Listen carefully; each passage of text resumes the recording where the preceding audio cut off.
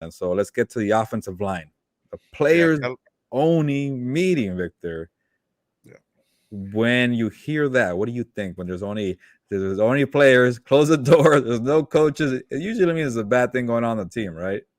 Yeah, it means that we need to fix things on our own sometimes, but sometimes it has to do with the coaches. But you're gonna tell us what it's really about here. What did the players have to say? Yeah, it got serious. Like, by the way, I'll give you a little story here. We spoke to Rob Havenstein, the right tackle for the Rams, on Zoom. Usually, day after the game, or on Zoom. And I went first. And when you raise your hand on Zoom, and they called my name first, and your boy had an error in 2022. I was on mute, so Rob was like, "I can't hear you, man," and he's already kind of frustrated mood, and I'm like, I'll just say the joke here, like, "Oh, sorry, Rob, it's 2022. I'm still making the same old mistake. Am I right?" He didn't even smile or anything. I was like, "Oh, No. okay." Well, let me get to the point, Rob. Sean McVay said that you're not helping Matthew Stafford, and he was like, "Yep, he is correct." And then he just uh, was full honesty mode. Was like, I took these offensive linemen and I said, "Hey, you guys want to talk to me? You want to hash things out? You want to just let things out? Right now is the time." So he started a players only meeting, and he was very critical. He wasn't pointing fingers. He was saying himself too. Like, he said he's played really bad, and yeah, when you see the film out there, everybody's been bad on the offensive line. So they were keeping it real. But what really got me was like the mindset. They said their mindset is not right. They're making mistakes that they've never made under Sean McVay. They're missing assignments. They're not communicating with each other, and it's kind of things that you expect when you've had your fifth combination in terms of offensive line. So every single week this year, and it's probably gonna be again in week 6. So they just want to make sure people are in the right mindset. Make sure they're not like, you can't like do the little mistakes where you're missing you're missing an assignment.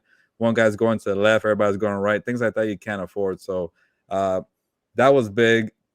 And then the other part too, I wanted to get to was like, it's time to start looking at Joe Nopum, the left tackle for the Rams. Like, how has he done in this transition from Andrew Whitworth, who might be a future Hall of Famer, to Nopum now? And some guy just asked randomly to Matthew Stafford, "Do you miss Andrew Whitworth?" And I think you brought this up. Do they miss the leadership? That's for sure. Yes. Do they miss the play? And that's for sure. Yes too. And Stafford was like, no, no, no, and like that we miss Whitworth, but Nopum is doing fine. Like, I know there's a bunch of injuries, he'll be fine. And I asked Sean McVay, about Nopum, and one of the biggest things that stood out to me was, what did he say here? He's still a young developing player, but we want to be able to see that growth and maturation occur a little more quickly. So, he's doing well, but it's just not at a speedy level. So we'll see how Joe Nopum does, and I'll get more into him later. And then the biggest thing I really want to address here for this segment, hopefully I'm not going too long here, Victor, No, no, go is, ahead. do they finally start playing the veteran newcomers? Oday Aboushi, the offensive guard, and then the center Matt Skura, who had a lot of playing time with the Ravens. These guys, I should probably do my research, but I would say over like 30 games combined of starting and experience in the NFL. Bobby Evans, Larry Jackson, Jeremiah Coloni don't have that much experience, and that's why maybe they're not communicating well. That's why they're struggling out there. These are very inexperienced players. But what they have, Jeremiah Coloni, the center, Bobby Evans, who's playing left guard, Larry Jackson, who's playing right guard, they've been in the McVay system. And I think maybe he feels comfortable with that. But after you see your quarterback get hit 22 times in a 6-day span and take 12 sacks in a 6-day span, you got to give the veteran guys a chance. So we'll see, Victor. And I want to get your thoughts on this. Is it a time where you just say, hey, I know these guys are new, they learn the system, but they're veteran players. Oday Aboushi was playing for the Chargers last year, and he was doing great in run blocking. He was a great run blocker, and that's what they need. Some blockers to help out with the running backs. And then Matt Skura as a center. Obviously it's a different kind of beat as a center where you got to be on communication with the quarterback, but he's been doing it for a long time. So is it time, Victor? Because I feel like it is. Let me first go back to the whole Andre Whitworth thing that you were talking about, because I wanted to touch on that a little bit. Uh, I feel like I don't think they miss him. Yeah, they miss his play on the field there, but I think the biggest thing they miss for them is is his leadership. I think that's what's missing, is the leadership most of all. I don't think it has to do with the offensive line. I think as a team they're missing him. That's what they're missing. So that for me is a big issue for them. I feel like the other thing that's been going on in terms of the offensive line, I really like what Alaric Jackson has done. Yeah. Like he's been really good. Outside of that, you have to play at some point play some of those veteran guys. And I get it. McVay likes like the what he has with those guys because they've been there in the system the whole time.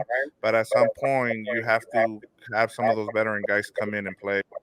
And Victor, I think we want to go here. So, and I know we're spending a lot of time in the segment, so this could be like a little extra segment.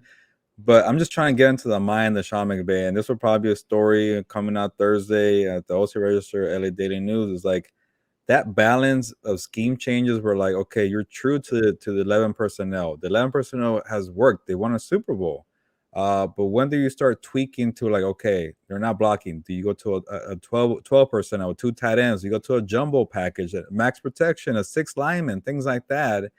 And when you try to do a bunch of scheme changes and you have so many moving parts, like I think McVay's seeing like, oh, there's so many missed assignments, bad communication. You're bringing two more new guys. Like, what do you think is going to happen? I think he's dealing with that. Like, you know what? The bye week is around the corner. They're playing the Panthers. You got to be real too. He's probably not saying like it's the Panthers. I don't know how I don't know how coaches are. They probably respect everybody, whatever. But maybe it's like, you know what? Just get to that one more week, get healed up, and then we'll install a new game plan. But I think maybe you can't afford to do that. But I think that could be why they just want to play Oday Aboushi and Matt Skura. But I think you have an idea, Victor. Maybe this is when they should start doing it, like start implementing a little bit, against a team that had just lost their coach. Have to get on a plane from Carolina to LA, maybe not as motivated. People on the trading block. Maybe you want to install it like it's a preseason game. I know the Rams can't afford to call people preseason games, but I'm just trying to get in his head. Like, why aren't you playing more Kendall Blanton? Why aren't you getting a six lineman? I know they're short on bodies to play max protection, but you had a Oday available last week. I know Bobby Evans has been struggling, but you could have played him too as a six lineman. Like when you're seeing your quarterback take hit after hit, you got to make an adjustment. And then also you're trying to get Allen Robinson involved. How can you figure that out? So I don't know what's going on here. Why aren't they speeding up the scheme changes a little faster? Maybe it could be because the bye week is coming around and they're trying to just get there first. Yeah, no, and one of the things we talked about, they continue to face really good front sevens and good defenses, and that's not going to stop now with even with the Panthers. So, and then like I said, then you got the 49ers and Buccaneers after that, after the bye. So, this is the time to do it, and especially in the first 4 weeks, 5 weeks, it's kind of like a preseason for them because they don't play any of the players, and now you have to you should know by now who you have, and I get it, the offensive line hasn't been there the whole time, but you have healthy bodies now. Go ahead and use them now.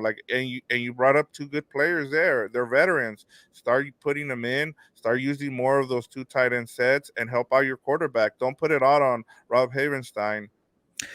Yeah, and I think you're right there. You got to start making some changes. You can't wait too long. And I think McVay even said it, he kind of provided a glimpse, and people were asking him like, if Brian Allen could go or Kobe Durant could go, do you play them or do you wait till the bye week to make sure they're healthy? He's like, no. We need all the healthy bodies we can to go out there. We need people to help out Matthew Stafford. So maybe he might make those changes, Victor. But I'm just hoping he's not thinking like, well, once we get Brian Allen back, once we get Van Jefferson back, let's go back to our 11 personnel or bread and butter. We're going to be fine. And then you see I don't know about Nick Bosa playing. I think he has a groin injury, but we'll see.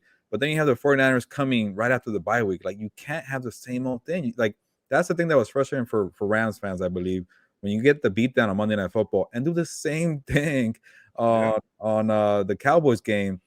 And the crazy part, like, I know we were asking about Malcolm Brown being on the field. Like, was he on the field last week kind of thing? And then I go back and I watch closely that forced fumble on Stafford where Armstrong got the return touchdown. The running back in there to protect was Malcolm Brown, so that didn't help.